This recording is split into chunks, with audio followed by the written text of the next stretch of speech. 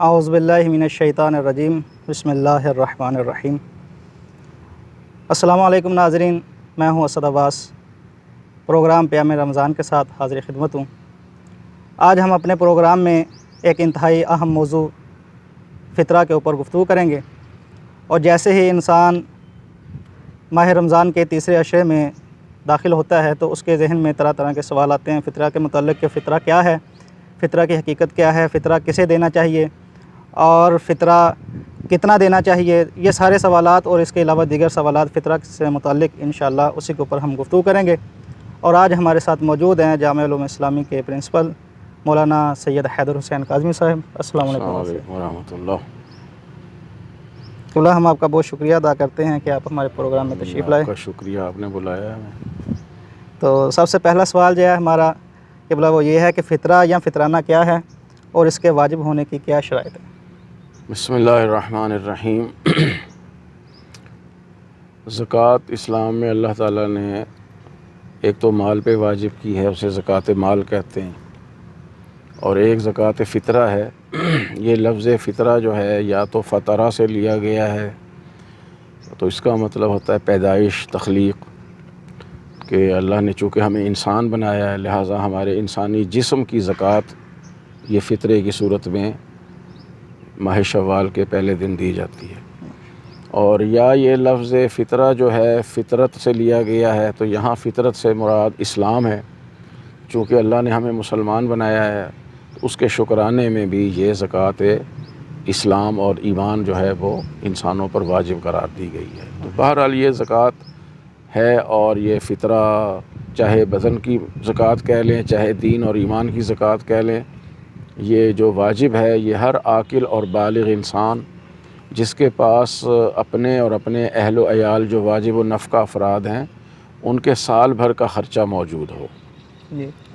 سال بھر کے خرچے سے مراد یہ ہوتا ہے کہ یا تو اسی وقت مثلاً اس کے پاس پورے سال کے جتنے بھی اس کے اخراجات ہیں، اس کے اپنے بیوی بچوں کے، اگر والدین ساتھ رہتے ہیں یا جو بھی اس کے زیر کفالت افراد ہیں، ان سب کا خرچہ یکمشت موجود ہو، یا یہ ہے کہ وہ ہفتہ وار یا روزانہ کی بنیاد پہ یا ماہانہ جیسے تنخواہیں ملتی ہیں ہر مہینے میں، تو یہ بھی انسان جو ہے وہ نان و نفقہ رکھتا ہے، تو اس پر یہ واجب ہو جاتا ہے۔ عاقل ہو، بالغ ہو، اپنا اور اپنے اہل و عیال کے سال بھر کا خرچہ رکھتا ہو، اور اب تو چونکہ سارے آزاد ہیں، کوئی غلام نہیں ہے، لہٰذا یہ بھی صورت ہے، اور پھر ظاہر ہے کہ مسلمان بھی ہو تو ان پر یہ زکوٰۃ فطرہ واجب ہو جاتا ہے۔ صحیح۔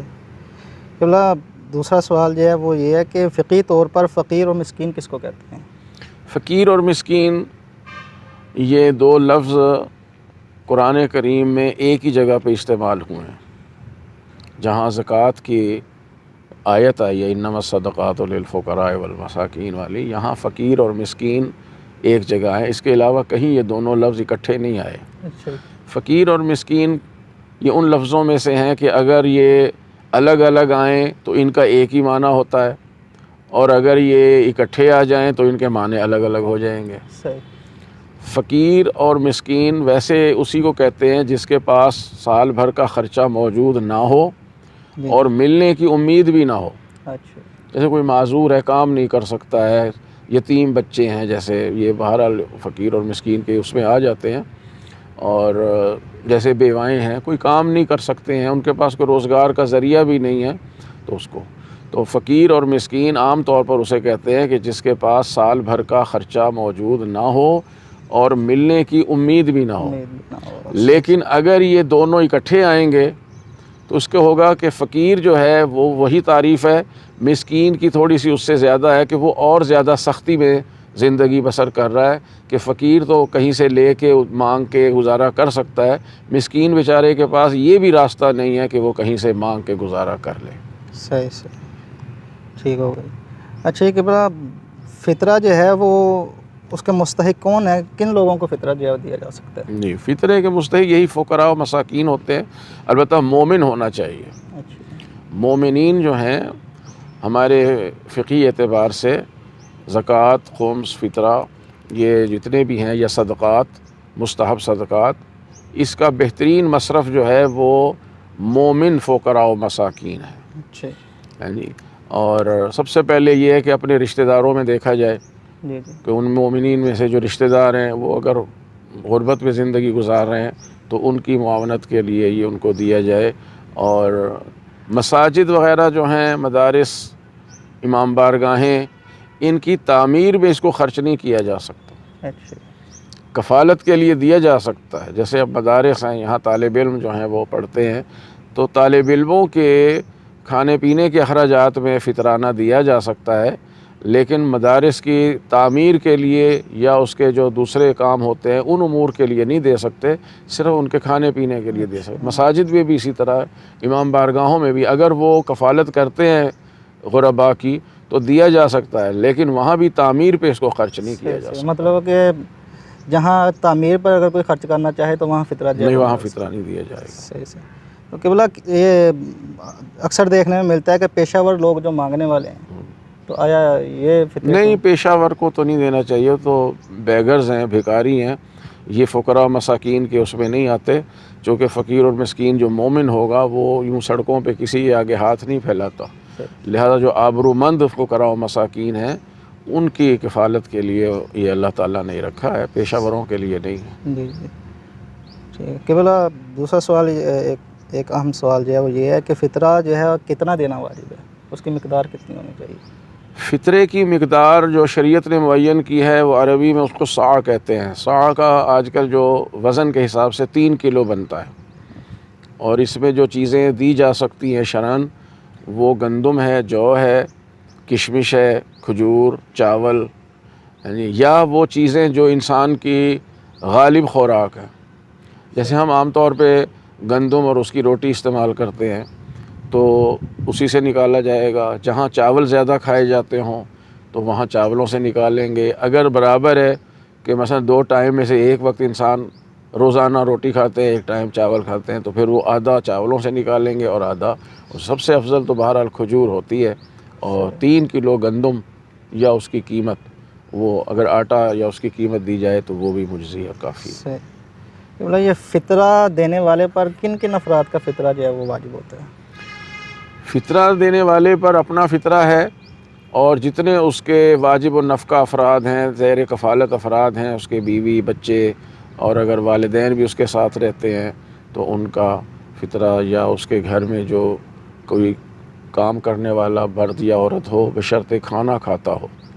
صرف تنخواہ لینا کافی نہیں ہے، کھانا بھی وہاں کھاتا ہو تو ان کا فطرہ دینا اس پہ واجب ہو جاتا ہے. مطلب کہ ہم دیکھتے ہیں کہ عام طور پر لوگ جو ہیں وہ گھروں میں جا کر کام کرتے ہیں لیکن وہاں کھانا وغیرہ نہیں کھاتے، صرف تنخواہ لیتے ہیں. ہاں نہیں، پھر ان کا فطرہ نہیں ہوگا. صحیح. کھانا کھانے والے افراد جو شمار ہوں گے جی تو وہ ان کا فطرہ بھی دینا پڑے گا. صحیح. قبلہ اسی طرح عام طور پر دیکھا جاتا ہے کہ عید الفطر کے دن یا چاند رات کو جو ہے نا لوگوں کے یہاں مہمان آ جاتے ہیں، تو آیا مہمان کا فطرہ بھی واجب ہے اس کے اوپر، اہل خانہ پر؟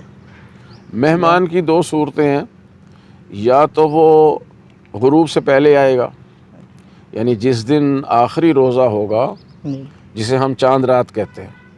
اگر مہمان چاند رات کو مغرب سے پہلے آ جائے اور کھانا بھی کھائے، یا چاند رات کو مغرب کے بعد آئے اور کھانا بھی کھائے، تو اس کا فطرہ دینا واجب ہے میزبان پہ. ہاں، یعنی بعد میں جو آئے گا وہ احتیاط کی بنا پر دینا واجب ہے. لیکن اگر مہمان مغرب کے بعد آتا ہے اور کھانا بھی نہیں کھاتا تو اس کا فطرہ گھر والے پر، میزبان پہ واجب نہیں ہے. مہمان اگر وہاں وہ اپنا فطرہ جس صورت میں میزبان پہ واجب ہے وہ اگر دینا بھی چاہے تو وہ میزبان کی اجازت سے دے گا. مثلا میزبان کو کہہ دے کہ بھئی ہم اپنا فطرہ خود دیں گے، اور میزبان راضی بھی ہو جائے پھر ٹھیک ہے، ورنہ مہمان کا فطرہ میزبان پہ واجب ہے اگر وہ مغرب سے پہلے آئے یا بعد آئے اور کھانا بھی کھائے. صحیح ہو گیا. ٹھیک. قبلہ فطرہ دینے کا وقت کیا ہے جی؟ فطرہ کس وقت؟ فطرہ دینے کا وقت جو ہے وہ شروع ہو جاتا ہے چاند رات سے.